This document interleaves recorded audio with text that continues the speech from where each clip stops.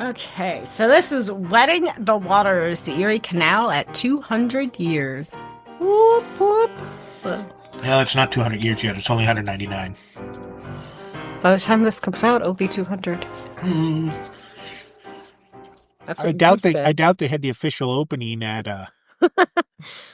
5 p.m. on Sunday. 200 years ago, October 26, 1825, a flotilla led by Governor DeWitt Clinton slid out of Buffalo aboard a packet boat named Seneca Chief. 10 days later, he poured Lake Erie water into New York Harbor in a ritual they called the Wetting of the Waters. The Erie Canal was open, and the country would never be the same. Today, we're sailing the story.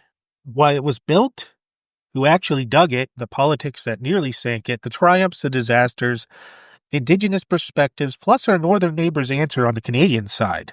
You know, the little canal that goes through Ontario. Mm-hmm. And because it's the Bicentennial, we've got fresh details from this year's commemorations, too. They're having a whole lot of stuff this weekend up in North Tonawanda and Buffalo. This is Time Tellers. I'm Renee. And I'm Dan. Let's talk about Clinton's ditch that built an empire. The elevator pitched first. The original Erie Canal ran 363 miles from Albany on the Hudson to Buffalo on Lake Erie. 4 feet deep and 40 feet wide, with 83 locks, climbing a total of about 571 feet. What's a lock? That's where they trap the water and raise it or lower it. I know that much. I'm just saying that for our listeners. Ah, yes. Because, you know, there's the whole town of Lockport right by Buffalo. I know. I had family in Lockport. I've been through the locks in Lockport. Construction began July 4th, 1817. It opened October 26, 1825. Cost? Roughly $7 million. Funded by the New York State after federal help fell through. Typical. After federal help fell through, is doing a lot of work there. Presidents Jefferson and then Madison declined to bankroll national canals. Madison even vetoed a major internal improvements bill on March 3rd, 1817, the day before Sousa Day. So New York said, fine, we'll do it ourselves and raise state bonds. Politically, DeWitt Clinton is the lightning rod. Mayor of New York City, then governor, and head cheerleader of the Canal Commission. Detractors mocked it as Clinton's Folly, or Clinton's Ditch. He muscled an authorization through a divided legislature in 1817 by building a statewide coalition, crucially adding a Champlain Canal to win support up the Vermont border. And to give Champ a way to get between different lakes and stuff. Yes, but that helped make it pass and get money for it was my point. Anyway. So it wasn't looking out for nature? Trying to help the migration of Champ? Probably not then. What? No, probably not. Why not? Oh my gosh. Are you saying Champ doesn't deserve to be able to go where he wants?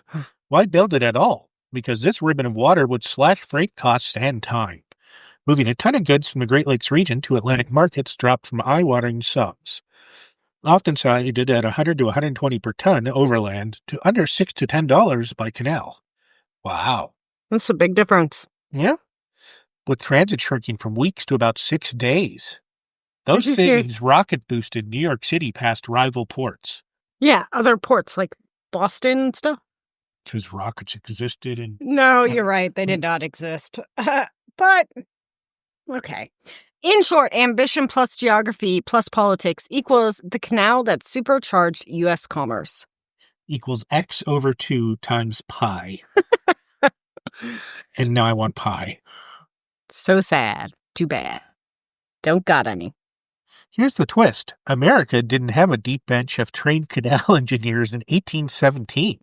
The state hired a team of self-taught locals, Benjamin Wright and James Geddes as chief engineers, plus young talents like Canvas White, who studied British canals and brought back crucial know-how about hydraulic cement that would set underwater. White cement, think modern Roman concrete remix, made aqueducts, culverts, and lock masonry last.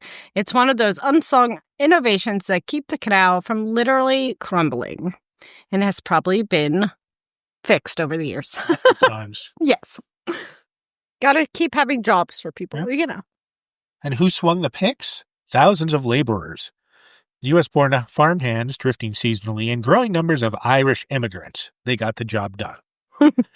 The work was hand-digging, stump-pulling, mucking swamps, and many suffered or died from Genesee fever, we now know as malaria.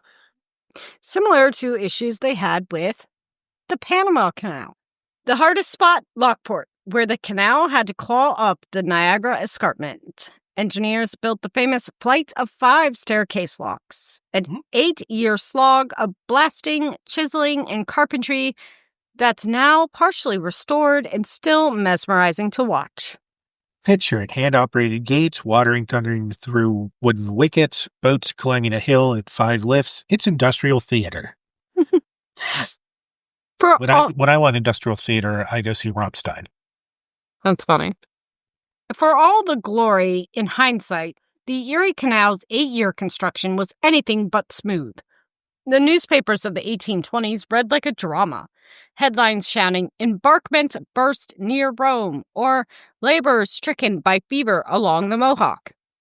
Yeah, those weren't exaggerations. Surveyors constantly fought the landscape. Western New York, especially around Montezuma Swamp, was a nightmare. Dense cattails, knee-deep muck, clouds of mosquitoes, and no drainage yet. Workers called it the graveyard of the canal. Horses and oxen literally sank mid-pool, like the horse in a Never-Ending Story. And you just, triggered a trauma response from my childhood. Good, I'm glad I did something. It's better than being useless. Early crews tried draining that swamp with hand-dug ditches, but summer rains just refilled them. When autumn came, frost heaved the unfinished prism, meaning the canal bed itself out of shape. Supervisors reported entire embankments melted away like sugar. And then there were floods. Spring thaws on the Mohawk and Genesee rivers ripped out coffer dams and newly set lock timbers. Each time it meant rebuilding, and that cost money. New York didn't always have. Remember, the state was financing this alone after Madison's veto.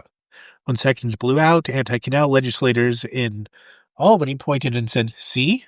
Folly." Sort of like Stuart's folly when he purchased Alaska. Except Alaska's at least useful. DeWitt Clinton wrote privately in 1820 that, quote, "each tempest rouses a tempest in the legislature," unquote. He knew every delay fed political opponents who wanted the project scrapped. But he pushed the engineers to finish in sections. Albany to Rome first, then Rome to Rochester, and finally to Buffalo. So completed stretches could open to traffic and start generating tolls to keep funding alive. That was smart. Smart move. Mm-hmm.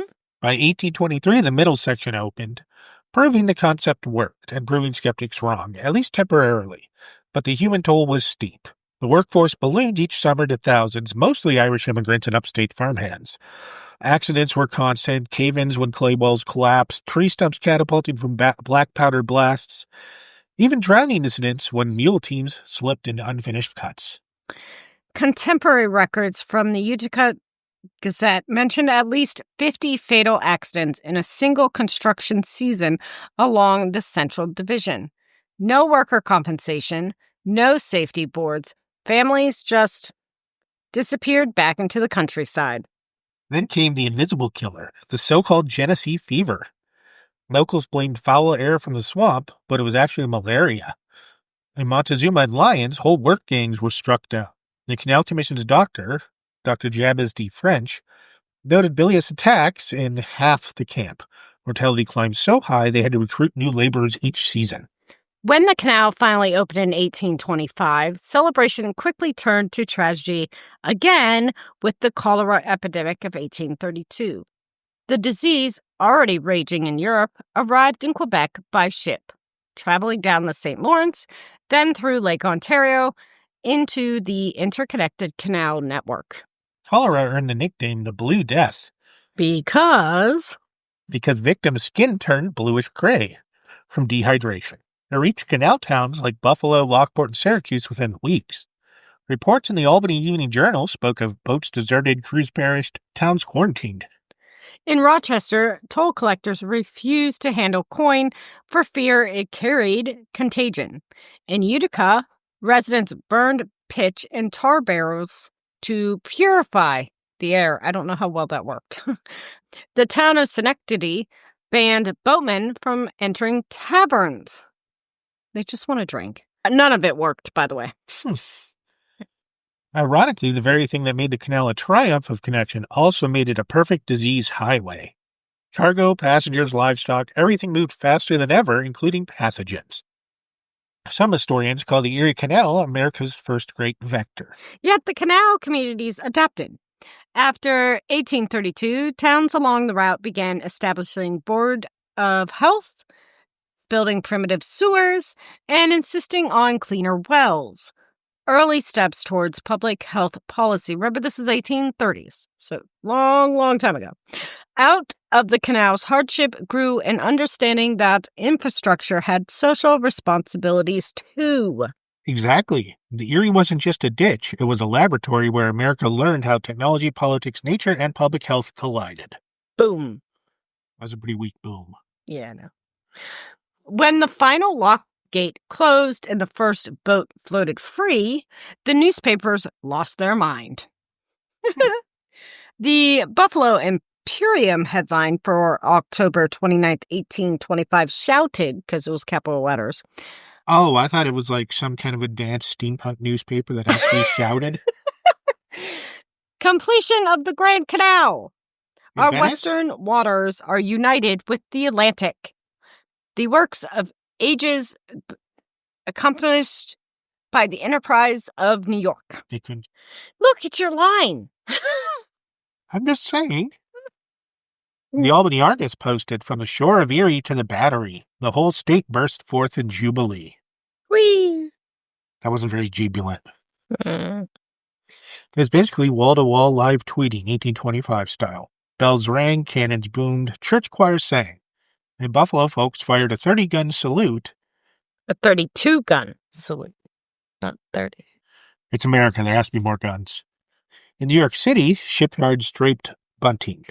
Governor DeWitt Clinton himself kept a canal journal on the 10-day voyage of the packet boat Seneca Cheap. He wrote on October 26, quote, "At 9 a.m. this morning, we left Buffalo amid the cheers of thousands. The air was cold, but spirits high. Flags streamed from every boat and warehouse," unquote. By October 30th, near Syracuse, also known as Syracuse, he noted, quote, "The people lined the banks, firing muskets and cannon. At every village, the women waved handkerchiefs. Our progress won continued ovation." The journal doubles as an early tourism copy. He described autumn leaves mirrored on the placid waters. And in another entry called The Mohawk Valley, a work of art wrought from wilderness. Those passages later inspired landscape painters of the Hudson River School. Speaking of art, there were early visuals. One of the most famous engravings, The Wedding of the Waters by John Hill, after a painting by Thomas Cole, shows Clinton pouring a silver vessel of Lake Erie water into New York Harbor, a symbolic marriage between the Great Lakes and the Atlantic. That image became the 19th century equivalent of the moon landing photo.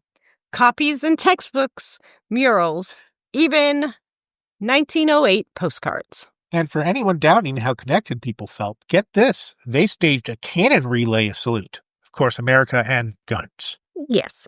From Buffalo to New York City, 80 cannon posts were stationed about 15 miles apart. When Buffalo fired the first shot, each heard and answered down the line.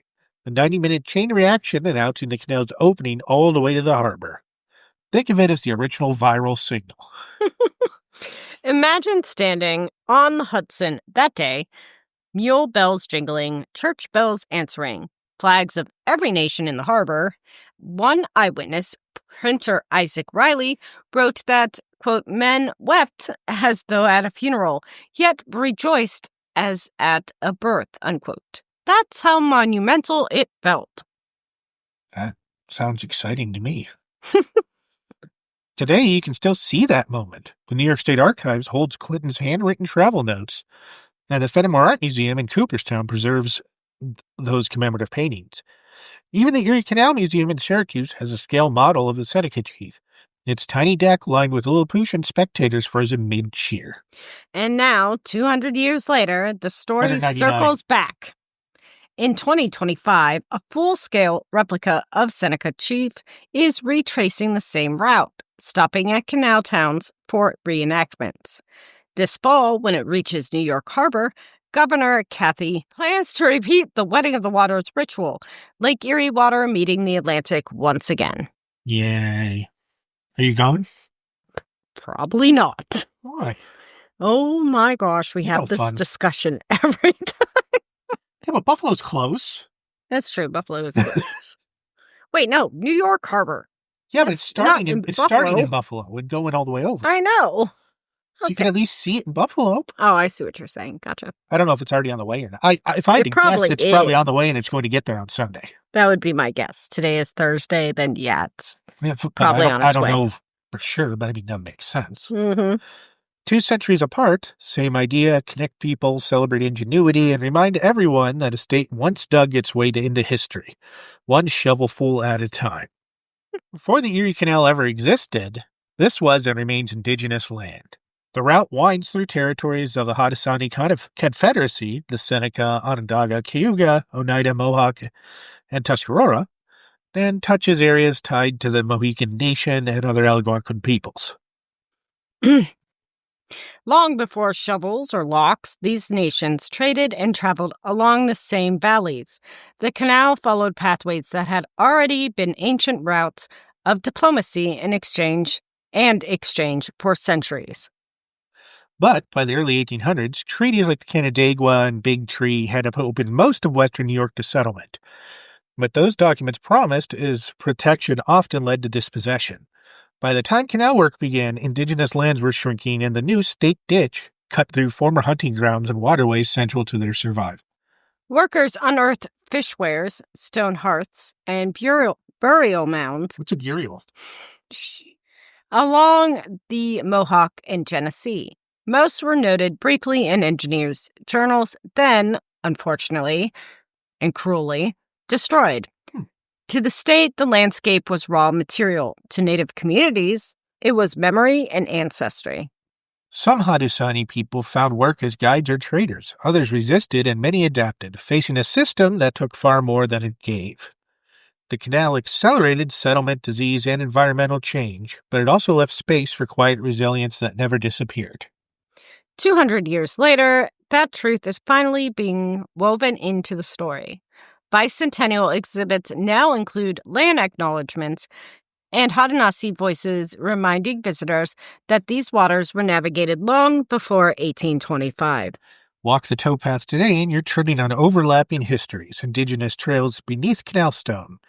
The Erie Canal wasn't the start of America's story of movement, it simply redirected one that was already flowing. While New York celebrated the Erie Canal, officials in Upper Canada were worried. If Americans could send Great Lakes trade straight to New York Harbor, Montreal and Quebec might lose their shipping lifeblood. Their answer? Build a canal of their own. Enter William Hamilton? Oh, wait, that's not Alexander. Merritt, a mill owner from St. Catharines. After Sawmills Creek ran dry one summer, he dreamed up a canal that would both power his mill and let ships bypass Niagara Falls. In 1824, he launched the Welland Canal Company. By 1829, vessels were climbing from Lake Ontario to Lake Erie through 40 wooden locks and more than 300 feet of lift. The workforce looked familiar. Irish immigrants and local farmers with picks, shovels, and blasting powder. Conditions were brutal, pay uncertain, and cholera hit here too. A Niagara Gleaner piece from 1832 read, quote, "Graves are dug faster than locks are laid," unquote. Still, the canal opened Canada's interior to the Atlantic through the St. Lawrence River, ensuring that British North America stayed competitive with its southern neighbor. And they hated it in Canada. Because multiple times they tried to blow it up, and a couple times they took out a few locks. True. Like the Erie, it crossed the Haudenosaunee and Anasabe homelands. Mississaugas of the Credit had already been pressured into ceding territories through late 1700s treaties, clearing the way for projects like this. Some indigenous men later found work building gates and hauling timber. But the waterways also flooded hunting grounds and burial sites along the escarpment.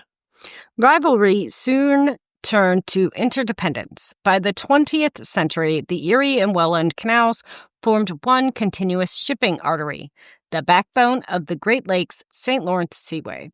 What began as a contest between Republic and Empire evolved into cooperation across a shared ecosystem. Jedi versus Sith, good versus evil.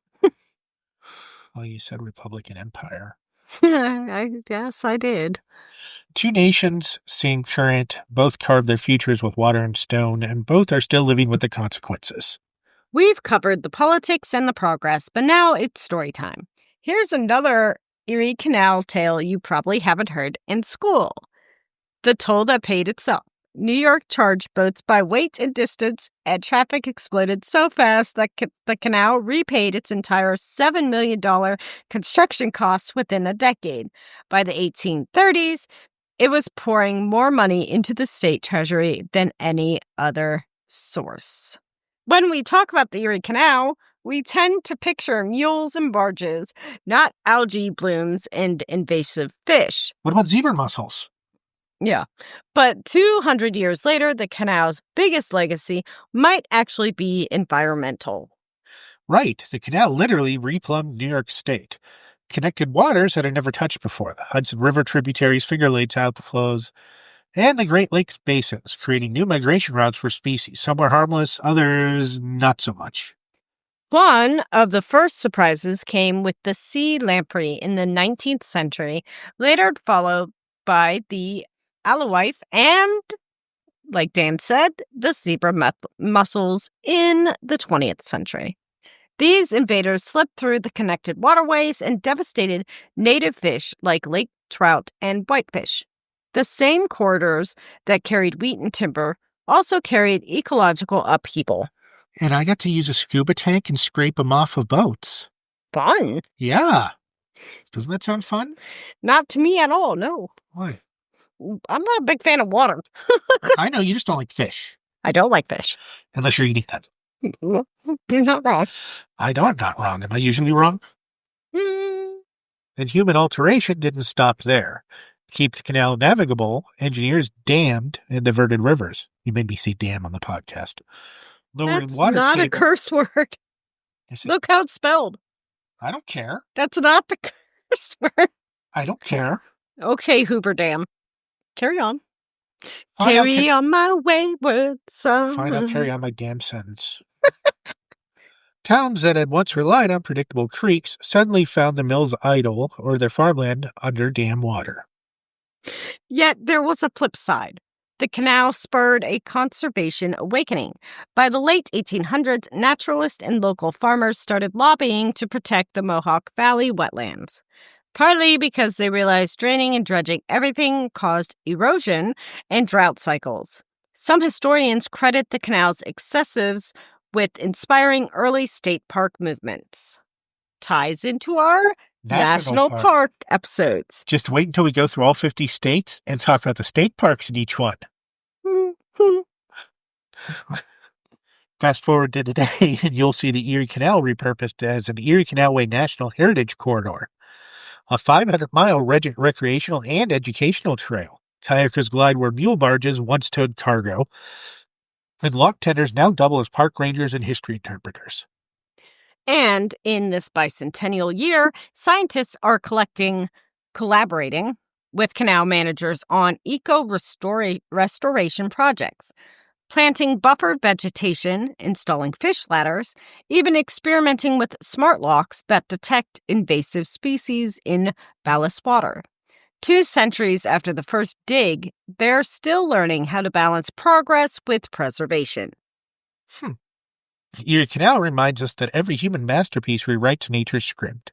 What started as an audacious engineering experiment ended up reshaping entire watersheds. The triumph wasn't just linking two bodies of water, it was proving that we could adapt, even when our inventions outgrew us. 200 years later, the Erie Canal isn't just history, it's a living landmark. Across New York this year, towns are lighting up their waterfronts, launching replica boats, and honoring the people who dug, dreamed, and died for this man-made river. We're talking about this again. The centerpiece is the 2025 Bicentennial voyage of the Seneca Chief, a full-scale replica of DeWitt Clinton's packet boat retracing the original route. It's stopping in places like Lockport, Rochester, Syracuse, Rome, and finally Albany, where a ceremonial wedding of the waters — sorry, I was putting myself to sleep already with this episode — will reprise the moment when Clinton poured Lake Erie water into the Atlantic. We're repeating it because it's literally happening this weekend. If you visit, you'll see more than pageantry. You'll see the Plight of 5 Lockport locks that have been fully restored, and the interpretive center there that lets visitors crank replica lock gates by hand. In Syracuse, the Erie Canal Museum has opened a special exhibit called 200 Years That Changed the World, featuring artifacts like surveyor chains, mule harnesses, and even one of the canvas's white's original cement samples. Ooh. Albany's Corning Preserve will host a multi-night illumination show projecting historical images and diary excerpts onto mist rising from the river. Pretty poetic for something once called Clinton's Ditch. And in Buffalo, the Canal Side District, built right over the original terminus, has scheduled open-air concerts, storytelling nights, and a historical flotilla of canal boats lit up at dusk. Yep. You can stand there and literally watch the water where it all began 2 centuries ago. And that's less than 2 hours from here. It is. Straight up Buffalo Road. Ha. Literally. Literally. No, I know. I forgot. What happens if you keep going the other way? There's a shared effort this time to acknowledge everyone in the story. Engineers, immigrants, indigenous nations, and modern stewards. Historians from the Haudenosaunee Confederacy will join state officials at several ceremonies to tell the other side of the canal's creation. You can also bike or hike the Empire State Trail, which follows much of the old towpath from Buffalo to Albany. It is one of the best ways to feel the canal's heartbeat, slow, steady, and impossibly connected. What began as a frontier gamble is now a ribbon of heritage, recreation, and reflection. And in its 200th year, the canal is still teaching us something new about perseverance, innovation, and humility. Whether you're standing on a lock wall, kayaking past a century-old aqueduct, or just listening to the ripple of the Mohawk River, remember, this isn't just a story about water, it's a story about people daring to move mountains one shovel at a time.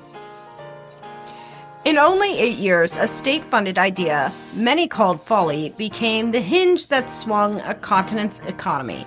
It amplified New York's rise, remapped indigenous homelands across upstate, and tied farm fields to world markets. Go ahead.